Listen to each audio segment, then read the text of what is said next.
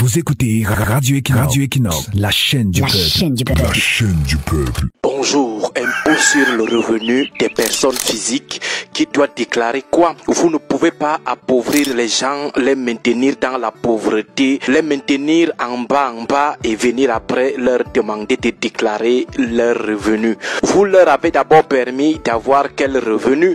Le principe de l'impôt sur le revenu des personnes physiques n'est pas une mauvaise chose en soi, mais le problème c'est le contexte. Ailleurs, l'État crée d'abord les conditions qui permettent aux populations d'avoir des revenus. Il les accompagne. Après, ils ont donc des revenus et ont de quoi payer l'impôt. Mais au Cameroun, c'est tout le contraire. On encourage la pauvreté, on fait la promotion de la misère.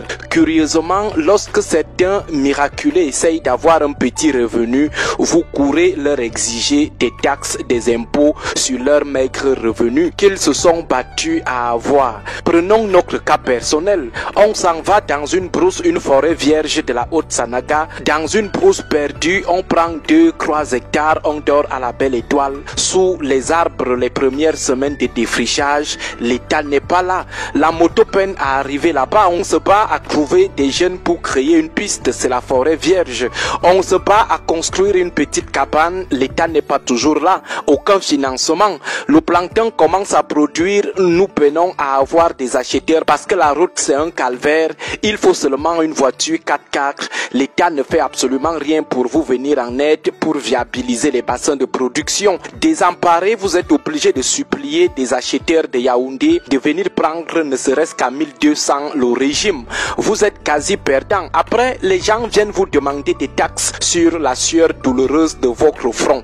On vous demande de déclarer vos revenus. Lorsque vous souffrez, ils ne font absolument rien. Pourtant, ils ont l'obligation de vous aider dans votre projet agricole. Mais les maigres revenus que vous arrivez à engranger, le petit argent de vos ventes, ils courent vous demander leur part dedans. C'est de la sorcellerie pure et simple. Plus grave, après avoir payé même ces impôts, assis à Yaoundé, ils prennent l'argent de ça, l'argent de la sueur de vos fronts. Ils prennent cet argent pour le dilapider dans les bureaux climatisés de Yaoundé. Ils gaspillent cet argent pour financer les petites filles oisives qu'on appelle influenceuses.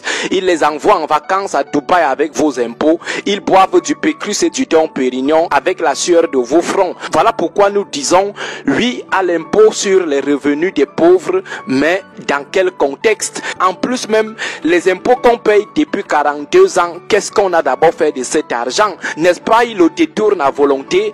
Qu'est-ce qui nous rassure que ce sont les 1000 francs, 2000 qu'ils vont commencer à récolter auprès des populations? C'est là où le Cameroun va finalement devenir émergent. Ce qui est encore plus énervant, c'est que depuis 42 ans, les gens qui sont 1000 fois plus riches que les pauvres qu'on veut taxer aujourd'hui n'ont jamais payé un franc sur leur richesse illicitement et illégalement acquise. Pourtant, dans leur cas, la Constitution et d'autres lois sont claires quant à la déclaration des biens. Depuis là, les gens qui sortent aujourd'hui les yeux rouges sur les maigres revenus des pauvres Camerounais n'ont jamais vu ces fonctionnaires, ministres, directeurs généraux, quasi milliardaires qui doivent déclarer leurs revenus. Depuis 42 ans, ils ne les voient pas. C'est en 2024, lorsqu'on a déjà presque vidé les caisses de l'État, qu'on se souvient qu'on peut aussi prendre de l'argent auprès des chômeurs. On s'empresse d'appliquer la loi. Le ministère des Finances sort même des ultimatums. Il envoie même des sommations aux gens. Il dit qu'il leur donne encore 9 jours pour se conformer. Il les accule avec même un site internet qui ne fonctionne pas normalement.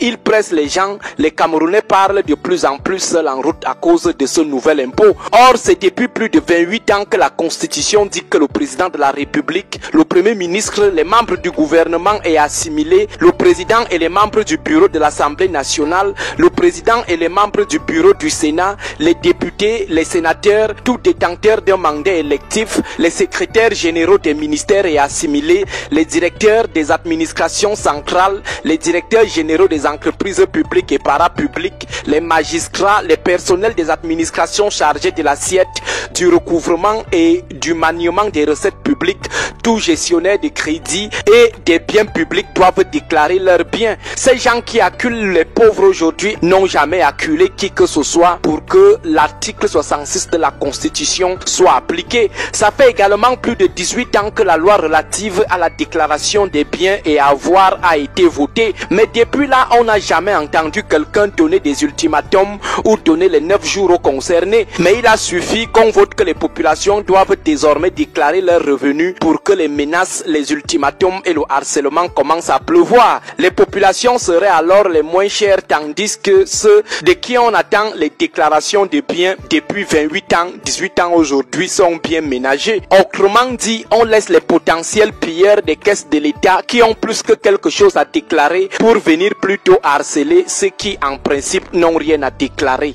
Bon début de week-end à vous tous.